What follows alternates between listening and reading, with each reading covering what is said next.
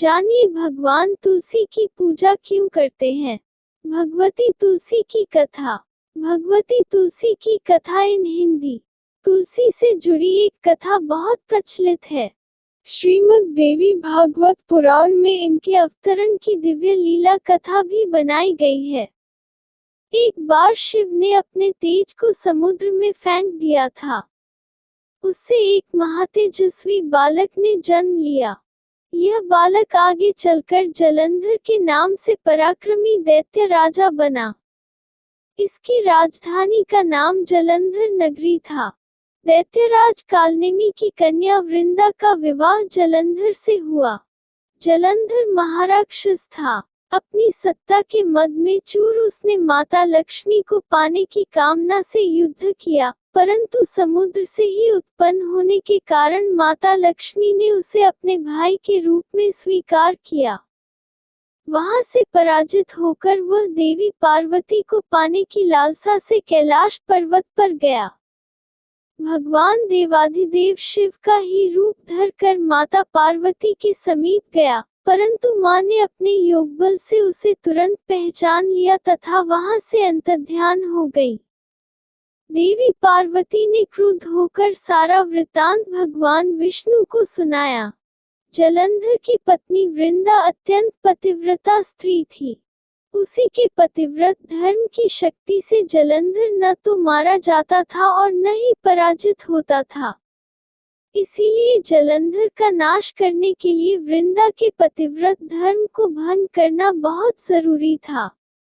इसी कारण भगवान विष्णु ऋषि का वेश धारण कर वन में जा पहुंचे, जहां वृंदा अकेली भ्रमण कर रही थी। भगवान के साथ दो मायावी राक्षस भी थे, जिन्हें देखकर वृंदा भयभीत हो गई। ऋषि ने वृंदा के सामने पल में दोनों को भस्म कर दिया।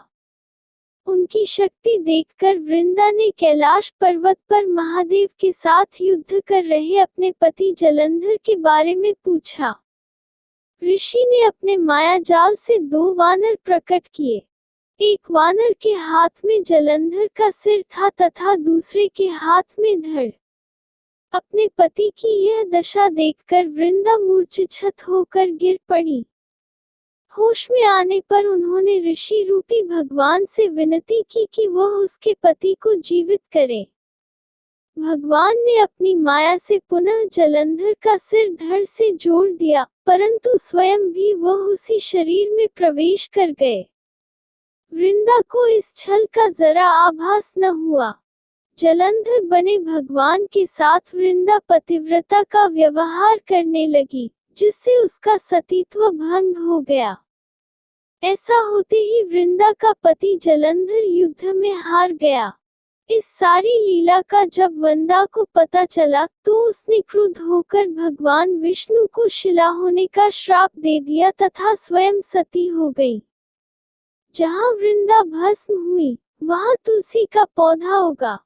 भगवान विष्णु ने वृंदा से कहा, हे वृंदा, तुम अपने सतीत्व के कारण मुझे लक्ष्मी से भी अधिक प्रिय हो गई हो। अब तुम तुलसी के रूप में सदा मेरे साथ रहोगी। जो मनुष्य भी मेरे शालिग्राम रूप के साथ तुलसी का विवाह करेगा, उसे इस लोक और परलोक में विपुल यश प्राप्त होगा। जिस घर में तुलसी होती है, वहाँ यम के दूत भी असमय नहीं जा सकते। गंगा व नर्मदा के जल में स्नान तथा तुलसी का पूजन बराबर माना जाता है। चाहे मनुष्य कितना भी पापी क्यों न हो, मृत्यु के समय जिसके प्राण मंजरी रहित तुलसी और गंगा जल मुख में रखकर निकल जाते हैं, से मुक्त होकर वैकुंठ धाम को प्राप्त होता है। जो वह पापो मनुष्य तुलसी व आंवलों की छाया में अपने पितरों का श्राद्ध करता है, उसके पितर मोक्ष को प्राप्त हो जाते हैं।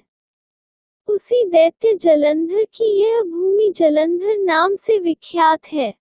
सती वृंदा का मंदिर मोहल्ला कोट किशनचंद में स्थित है। कहते हैं इस स्थान पर एक प्राचीन गुफा थी, जो सीधी हरिद्वार तक जाती थी। सच्चे मन से 40 दिन तक सती वृंदा देवी के मंदिर में पूजा करने से सभी मनोरथ पूर्ण होते